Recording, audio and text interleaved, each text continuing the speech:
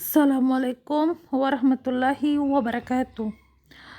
Selanjutnya kita akan mempelajari tentang tumbuhan paku atau Pteridophyta. Nah, coba kalian lihat gambar ini. Pasti kalian pernah melihat tumbuhan paku yang ada di sekitar kalian, atau kalian pernah melihat tumbuhan paku yang dijadikan sebagai tanaman hias. Misalnya contohnya pada tumbuhan paku sarang burung. Nah, kalian bisa melihat bagaimana itu tumbuhan paku.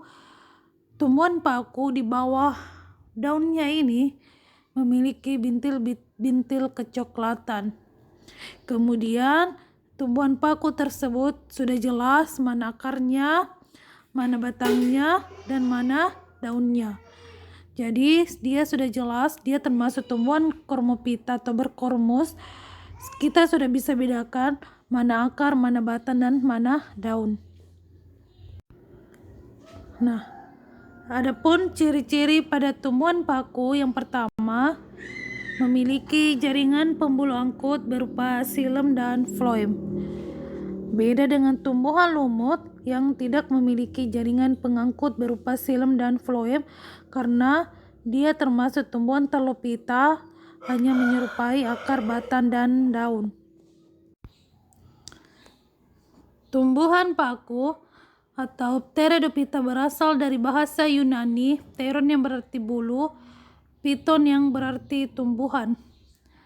Termasuk tumbuhan berkormus karena sudah jelas mana akar, mana batang, dan mana daunnya. Alat reproduksi seksual berupa spora. Spora ini tersimpan di dalam sporangium. Spora dihasilkan oleh sporofil atau daun fertil. Kenapa dikatakan sebagai sporofil?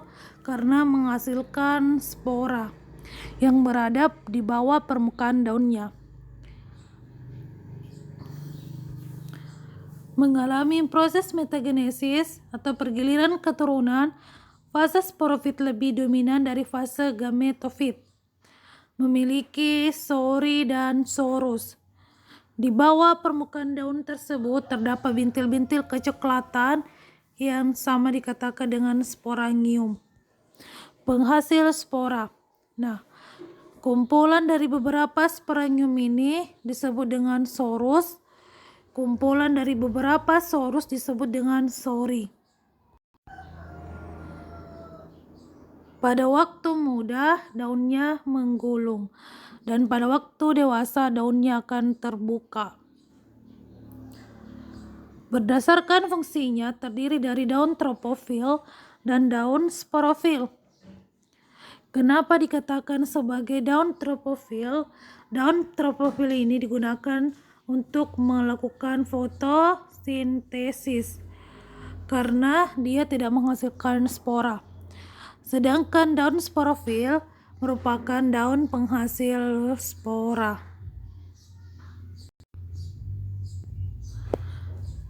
Selanjutnya, berdasarkan bentuk daunnya terdiri dari daun mikrofil dan daun makrofil. Daun mikrofil ini merupakan daun yang berukuran sangat kecil, sedangkan daun makrofil ini merupakan daun yang berukuran sangat besar. Kemudian berdasarkan tempat hidupnya, ada higrofit, hidup di tanah yang lembab, ada hidrofit, hidup di air, kemudian ada epifit, menempel di pohon atau menempel di bebatuan. Berdasarkan jenis sporanya terdiri dari paku homospora, paku yang menghasilkan satu jenis spora, paku heterospora, paku yang menghasilkan dua jenis spora, ada mikrospora dan ada makrospora. Spora yang berukuran kecil dan spora yang berukuran besar. Sedangkan paku peralihan, paku yang menghasilkan jenis spora yang berbeda tetapi ukurannya sama. Kemudian pada tumbuhan paku dewasa memiliki rizoma atau batang di mana rizoma atau batang ini berada di bawah permukaan tanah. Daun paku dewasa terdiri dari daun fertil dan daun steril. Daun steril ini sama dikatakan sebagai daun mandul karena dia tidak bisa melakukan reproduksi atau tidak menghasilkan spora. Sedangkan daun fertil sama dikatakan dengan daun subur karena dapat melakukan reproduksi atau menghasilkan spora. Nah, susunan daunnya seperti bulu atau menyirip. Ini ya, pada tumbuhan paku daunnya menggulung dan pada waktu dewasa daunnya akan terbuka. Kemudian di bawah permukaan daunnya memiliki sorus, kumpulan dari beberapa sporangium. Kumpulan dari sorus ini dikatakan sebagai sori. Kemudian pada tumbuhan daun mikrofil memiliki strobilus yang berbentuk seperti kerucut yang berada pada ujung daun yang menghasilkan spora. Nah, ini gambar sporangiumnya ya. Pada sporangium ini terdapat sel anulus. Sel anulus ini merupakan deretan sel-sel khusus yang berada pada pinggir sporangium. Sel anulus ini berdinding tebal yang melindungi sporangium. Apabila sporangium ini telah matang, maka sporangium ini akan pecah diakibatkan oleh sel anulus yang mengering dan mengerut sehingga sporangium akan pecah. Keluarlah spora-sporanya.